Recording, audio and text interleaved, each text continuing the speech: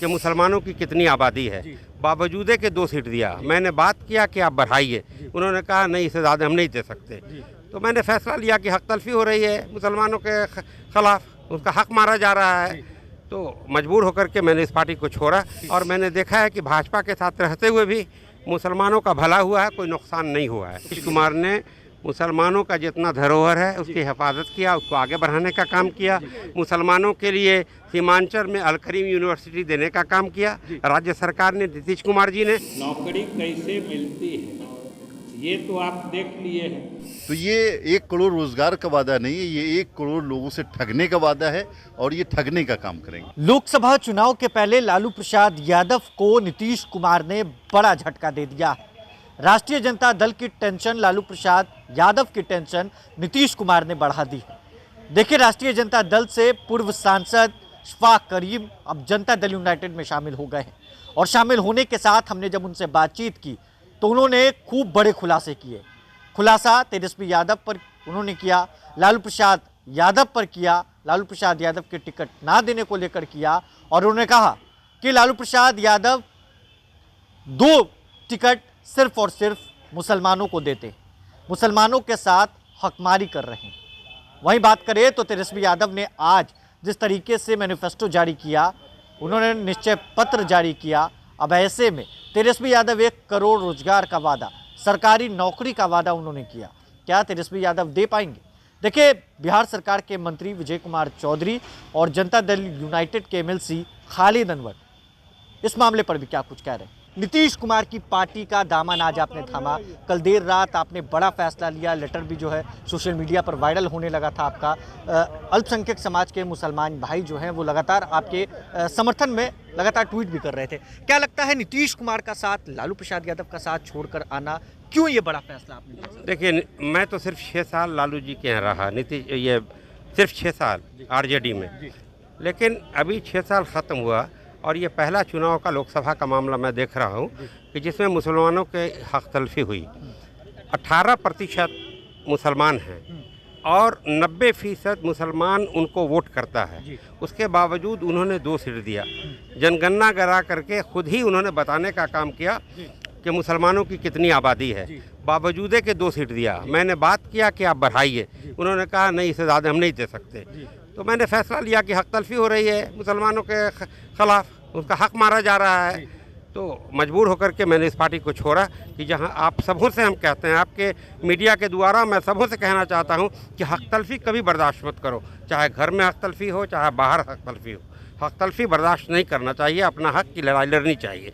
फिर मुझे बातचीत हुई JDU के बहुत सम्मानित लोगों से, तो बातचीत हुई, लोगों ने कहा कि आप यहाँ जाइए, तो मैंने स्वीकार किया और मैंने देखा है कि भाजपा के साथ रहते हुए भी मुसलमानों का भला हुआ है, कोई नुकसान नहीं हुआ है। तो आप कह रहे हैं कि मुसलमानों का हकमारी, हक तलफी जो है लालू प्रसाद यादव की पार्टी में किया जा रहा है, 2 टिकट किया गया, किया जा रहा है, किया जा रहा है।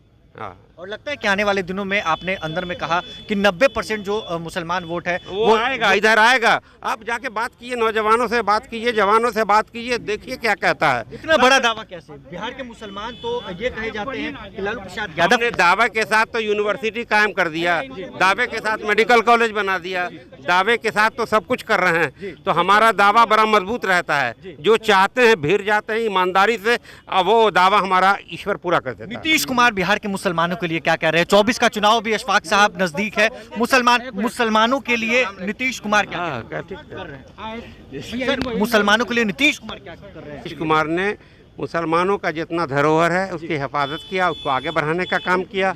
मुसलमानों के लिए सीमांचल में अल करीम यूनिवर्सिटी देने का काम किया राज्य सरकार ने, नीतीश कुमार जी ने, जिसमें 50% मुसलमान के बच्चे हर साल काफ़ी कोर्सेज में निकलेंगे और 50% दूसरे मज़हब के लोग निकलेंगे।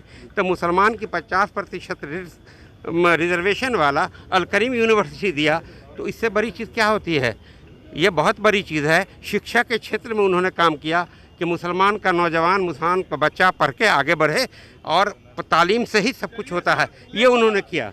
और सबसे बड़ी बात कि नौकरी कैसे मिलती है ये तो आप देख लिए हैं कि यहाँ भी जिस नौकरी देने की वो बात कहते हैं आप सबको मालूम है, और सब नौकरी देने का सारा श्रेय और कहीं नहीं लेते, शिक्षा विभाग का लेते हैं, शिक्षकों की बहाली का लेते हैं।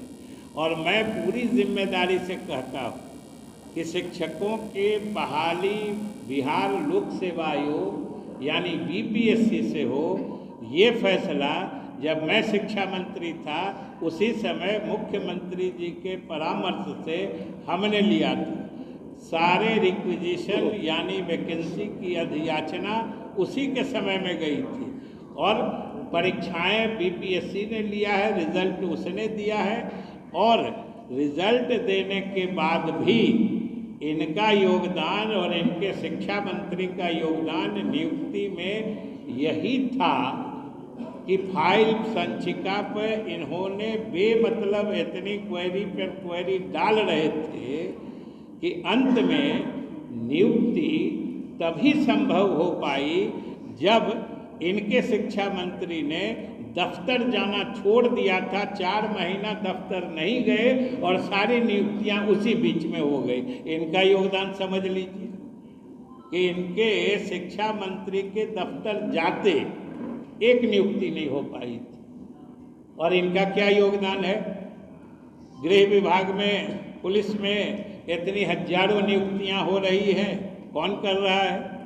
शिक्षा विभाग में जो इतनी नियुक्तियां हो रही हैं, जिन पदों पर नियुक्तियां हो रही हैं, वो पद कौन विभाग सैंक्शन करता है, मतलब स्वीकृत करता है?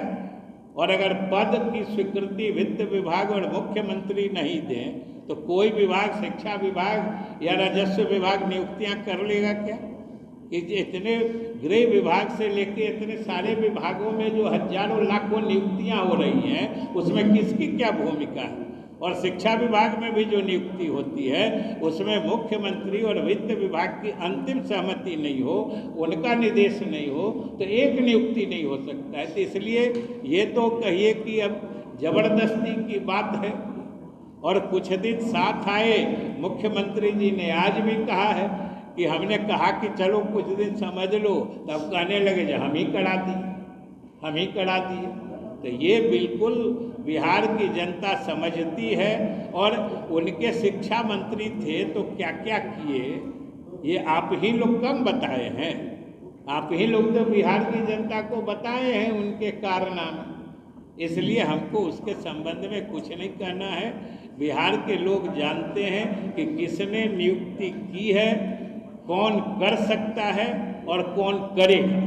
मैनिफेस्टो राष्ट्रीय जनता दल ने अपना जारी किया है, 1 करोड़ रोजगार की बात। क्या तेजस्वी यादव ये वादा निभा पाएंगे जो वादा जनता से उन्होंने आज किया है?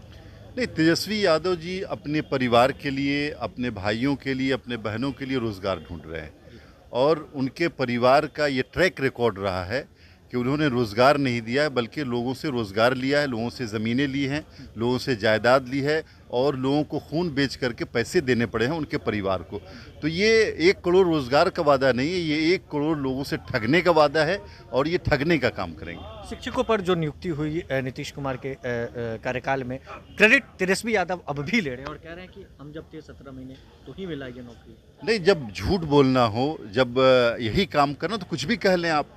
अगर इस प्रदेश के मुख्यमंत्री श्री नीतीश कुमार जी हैं और आपके एजुकेशन मिनिस्टर ने काम करना छोड़ दिया, 4 महीने ऑफिस नहीं आए, और आपने फाइलों पे तरह तरह के सवाल किए, आप पैसे बनाने की कोशिश कर रहे थे, आपको आइसोलेट किया गया, उसके बाद नीतीश कुमार ने सब लोगों को नौकरी दी। आज आप कह रहे हैं कि क्रेडिट हमारे पास, ना आपके पास एजुकेशन डिपार्टमेंट था, ना आपने इसमें कोई काम किया। ये नीतीश कुमार का पहले से ड्रीम प्रोजेक्ट था, 2020 से था, वो उन्होंने किया है।